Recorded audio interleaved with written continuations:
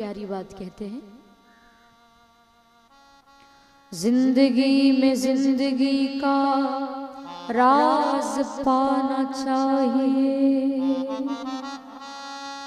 जिंदगी में जिंदगी को मुस्कुराना चाहिए, जिंदगी में जिंदगी की गर शर्त पूरी न हो तो फिर जिंदगी को जिंदगी से रूठ जाना चाहिए। इतनी बढ़िया लाइन है कि जिंदगी में जिंदगी का राज पाना चाहिए, जिंदगी में जिंदगी को मुस्कुराना चाहिए और जिंदगी में जिंदगी की गर शर्त पूरी ना हो तो फिर जिंदगी को जिंदगी से रूठ जाना चाहिए। और इसका अर्थ भी बड़ा प्यारा है, सुनिएगा। जिंदगी में जिंदगी का राज पाना चाहिए, तो जिंदगी का राज आखिर है क्या? कौन सा राज पाना चाहिए? जिंदगी का राज क्या है? मालूम है आप में से किसी को? जिंदगी का राज क्या है? मालूम हो तो बताओ।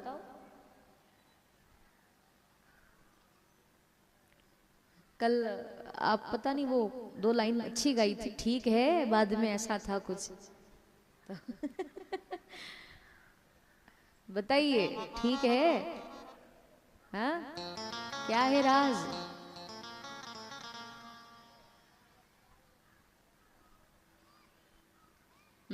बड़ा सरल है। देखो, मालूम भी होगा आप लोगों को, शायद नहीं पता हो, भूल गए हो तो मैं बता दूं। जिंदगी का राज क्या है? संत महात्मा बताते हैं कि कोहम कस्तुवम कुत आयाता, को में जननी को में ताता। अर्थ बड़ा सुंदर है इसका कि मैं कौन हूं, कहां से आया हूं, मरने के बाद कहां जाऊंगा, को में जननी कौन मेरी माँ है, को में ताता कौन मेरे पिता हैं। को हम कस्तुवम कुत आयाता, को में जननी को में ताता। मैं कौन हूं, कहां से आया हूं, मरने के बाद कहां जाऊंगा, कौन मेरे माता पिता हैं। और ये संसार के माता पिता की बात नहीं हो रही है। माताएं हमरा दिस देखू, संसार के लोगों की बात नहीं। कौन हमारे माता पिता, मतलब हमारे असली माता पिता कौन है? संसार के माँ बाप को तो हम जानते हैं कि ये मेरी माँ है, ये मेरे पिताजी हैं, लेकिन जहां आपको हमको सदा के लिए जाना है, संसार में हम आते हैं तो कहां से आते हैं, और जब मरने के बाद जाते हैं तो कहां जाते हैं, हमारा असली घर कौन सा है, हमारे असली माता पिता कौन से हैं, हम यहाँ संसार में आते हैं तो क्यों आते हैं। अपने आप को जानना कि मैं कौन हूं, क्यों आया हूं, यही सबसे बड़ा राज है। अपने आप को जानो। भगवान ने मनुष्य बनाकर भेजा तो कुछ विचार करके ही तो भेजा होगा, कुछ सोच विचार करके ही तो भेजा होगा। भगवान ने क्या शादी करने के लिए भेजा है? हाँ? धन कमाने के लिए भेजा? पढ़ाई करने के लिए भेजा? नहीं। ये सब तो ठीक है, चलो आए हैं संसार में तो सब करना पड़ेगा, लेकिन भगवान ने किस उद्देश्य से भेजा है? आपका हमारा लक्ष्य क्या है? क्यों आए हैं हम यहाँ? वो चाहता तो और कुछ बना देता, गाय बना देता, भैंस बना देता, बकरी बना देता, कुत्ता बना देता, बिल्ली बना देता, और कोई पशु पक्षी जानवर बना देता। मनुष्य ही बनाकर क्यों भेजा? इसके पीछे का कारण क्या है? और वो कारण ही हमको जानना है कि भगवान ने क्यों भेजा है यहाँ।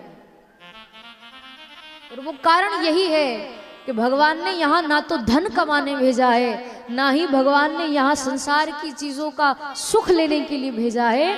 भगवान ने तो आपको हमको भजन करने के लिए ही भेजा है, कथा सुनने के लिए तो भेजा है। आप खुद विचार करिए, अगर भगवान कोई जानवर हमको बना देते, पशु पक्षी भगवान हमको बना देते, तो क्या हम भजन कर पाते? हाँ, नाम ले पाते? अभी बढ़िया कथा सुन रहे, कथा सुन पाते? नहीं। तो ये नहीं है कि संसार में आए हो तो केवल भजन करो, सब कुछ करो। आप कहीं भी घूमिए, कहीं भी जाइए, परिवार के साथ रहिए, शादी करिए, आप परिवार को संभालिए, सब कुछ करिए, लेकिन उन सब के साथ में थोड़ा सा भगवान का भजन भी करना चाहिए। थोड़ा सा जो बाद में आए उनको पीछे बिठाइए, उनको आगे मत घुसने दीजिए, है ना। बाद में आएंगे फिर पीछे बैठिए, पीछे जगह 1-1 घंटे 2-2 घंटे से पहले आके बैठे। अब जो भी आए वो पीछे जाके आगे आगे, उनको तकलीफ हो रही है, कथा सुनने में भी डिस्टर्ब हो रही है। इधर आके बैठिए, बाद में आएंगे और आगे बैठिए। हाँ, इधर हमरा दिस देखो।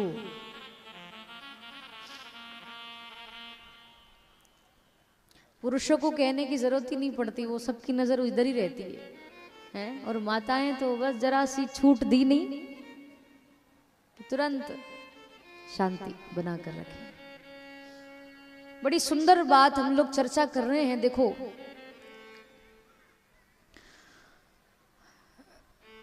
भगवान ने हमको भेजा है तो इस मनुष्य जीवन की सार्थकता इसी में है कि हम जितना हो सके उतना भगवान का भजन करें। चलते फिरते उठते बैठते कुछ भी काम करो तो सीताराम सीताराम, राधे श्याम राधे श्याम करना चाहिए। जिंदगी में जिंदगी का राज पाना चाहिए। ये राज वही है कि भजन करना है, कथा सुननी है, तैयारी करना है। अच्छा, एक उदाहरण मैं दूं आपको। हम लोग 2-4 दिन के लिए कहीं मेहमान जाते हैं, पहुना जाते हैं। पहुना कहते हैं ना। सुनिए, तो हम 2-4 दिन के लिए कहीं मेहमान जाएं, पहुना जाएं, अतिथि जाएं। आप सबने ये देखा होगा या प्रैक्टिकल भी किया होगा कि हम कहीं रहने जाते हैं 2-4 दिन के लिए, तो हम सामान पैक करते हैं, बैग जमाते हैं, जमाते हैं ना, कपड़े रखते हैं, एक एक सामान जो हमारे उपयोग में आता है वो सारा सामान हम बैग में रखते हैं, बैग जमाते हैं, तैयारी करते हैं, एक एक कपड़े रखते हैं। और एक एक कपड़े बिल्कुल ध्यान से रखते हैं, जो जो उपयोगी चीजें हैं शांति बनाकर रखें। माताएं जी प्लीज,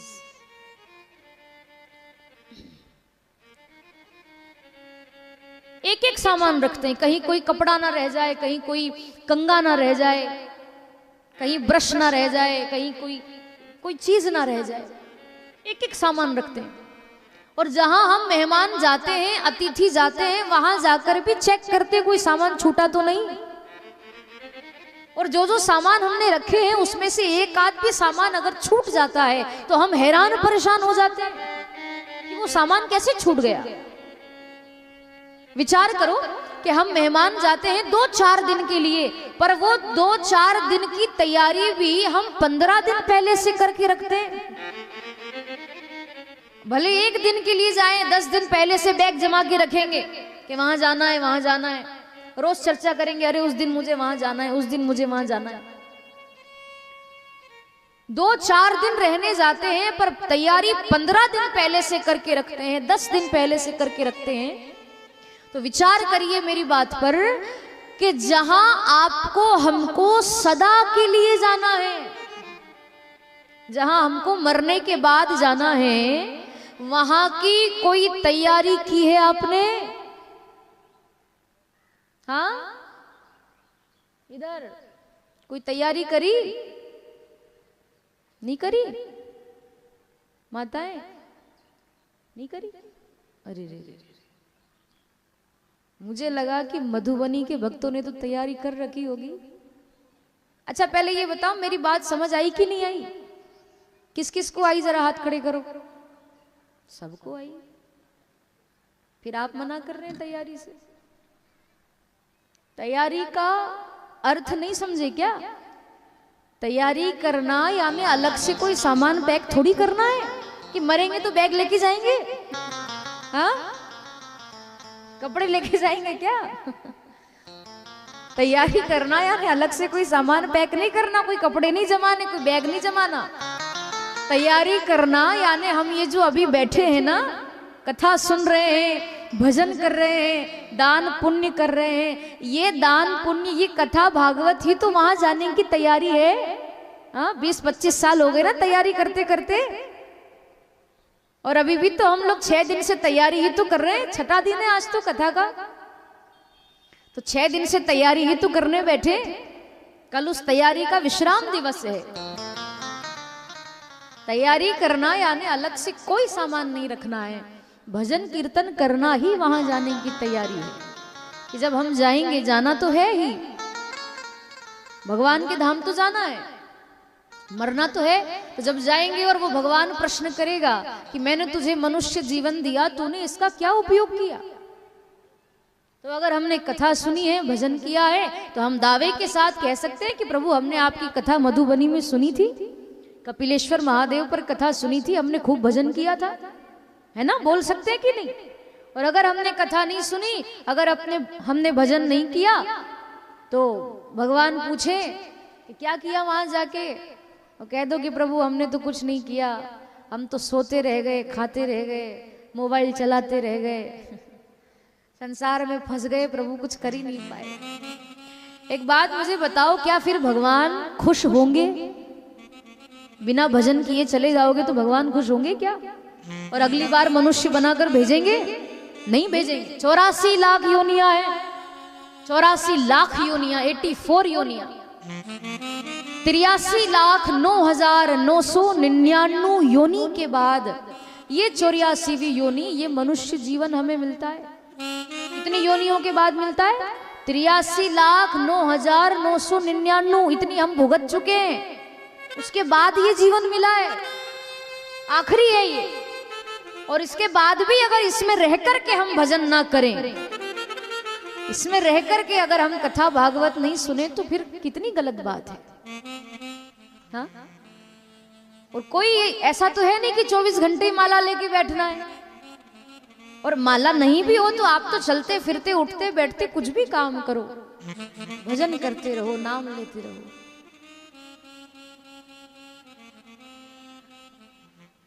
नानक देव जी महाराज का एक बड़ा प्यारा दोहा है कि ये सोनी सोनी सुरता वाले मेरी माला के मनके हैं। मनके यानी दाने, माला के जो दाने होते हैं, जैसे ये माला है, ये माला, इसके ये जो दाने होते हैं ना, इनको मनका कहा जाता है ना? तो नानक देव जी बड़ा प्यारा दोहा लिखते हैं कि माला नहीं भी हो तो कोई बात नहीं, आप सबके अंदर परमात्मा का दर्शन करो, और सबके अंदर दर्शन करके भजन करोगे तो आपकी माला तो ऐसी हो जाएगी। तो इस दोहे में यही कह रहे हैं कि ये सोनी सोनी सुरता वाले मेरी माला के मनके हैं, इन्हें मैं देखता जाता हूँ, इबादत होती जाती है। इनको देख लेता हूँ तो मेरी माला ऐसी हो जाती है, अलग से माला करने की जरूरत नहीं, क्योंकि भगवान तो सब में विराजमान है। और अगर आप सबके अंदर परमात्मा का दर्शन नहीं कर सकते, तो आपको मंदिर में भी भगवान का दर्शन नहीं हो सकता। इसीलिए भजन तो करना पड़ेगा, नाम तो लेना पड़ेगा।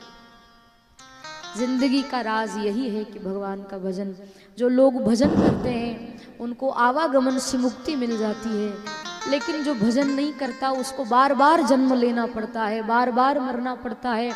पुनरपि जननम पुनरपि मरणम पुनरपि जननी जठरे शयनम, बार बार जन्म लेना पड़ेगा, बार बार मरना पड़ेगा, आवागमन से मुक्ति नहीं मिलेगी। तो अगर मुक्ति पाना चाहते हैं, एक ही साधन है, भज गोविंदम भज गोविंदम, गोविंदम भज मूढ़ मते। भगवान का भजन ही जीवन का सार है।